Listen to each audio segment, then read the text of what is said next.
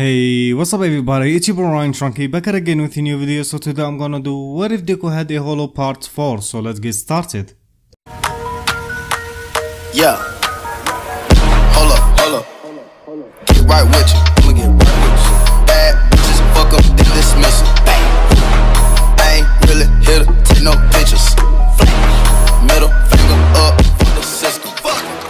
So last time we stopped like when everything happened, like the USJ event and ended, and Ochako told All Might to take her to Izuku.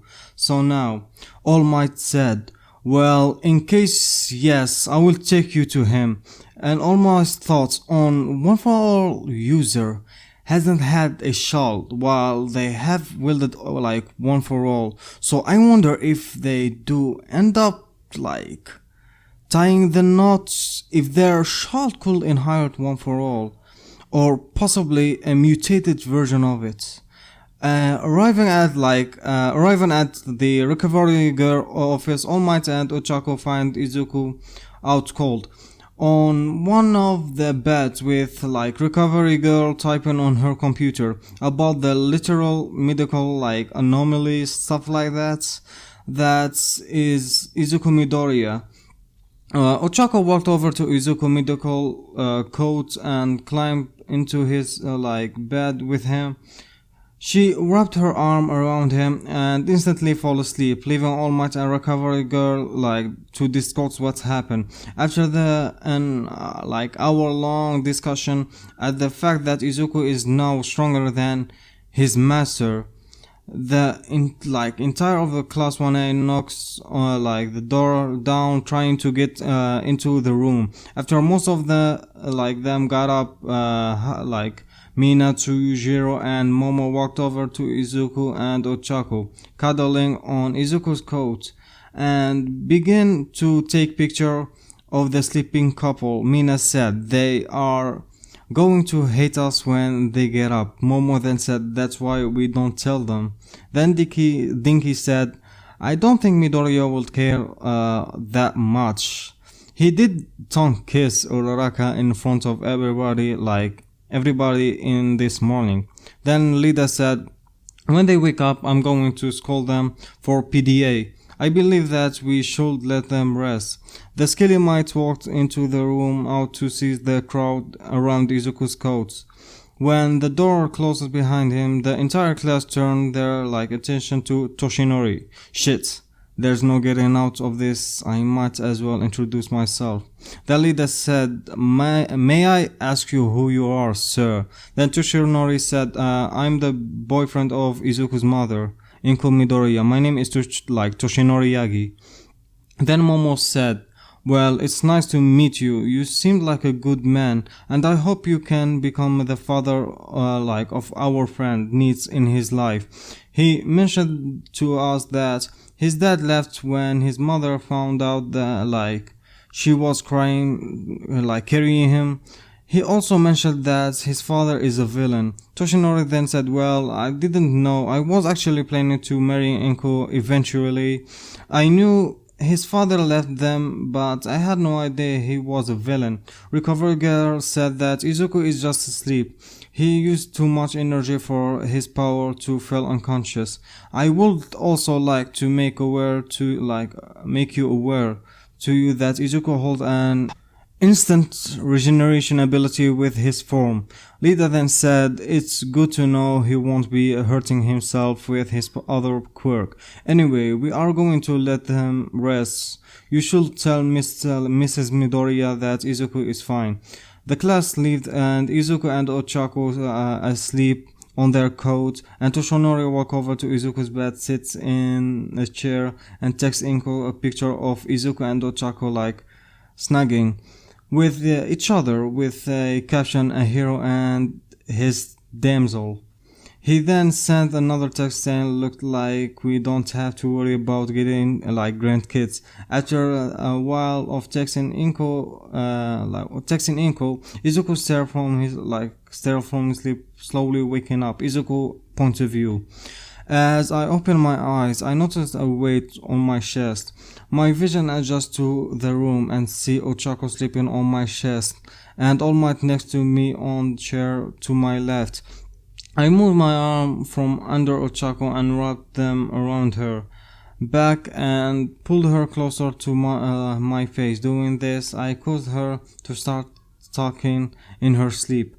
Izu, it's your turn to put the twin to sleep. I don't want to get up. My eyes opened as wide as they could go. At her response, I quickly looked at All Might, who has a smile from ear to ear. At her response to me, moving her. I then get an idea and ask her a few questions regarding our kids in her dream. Then Izuku said, Ocha, Grandpa All Might is here.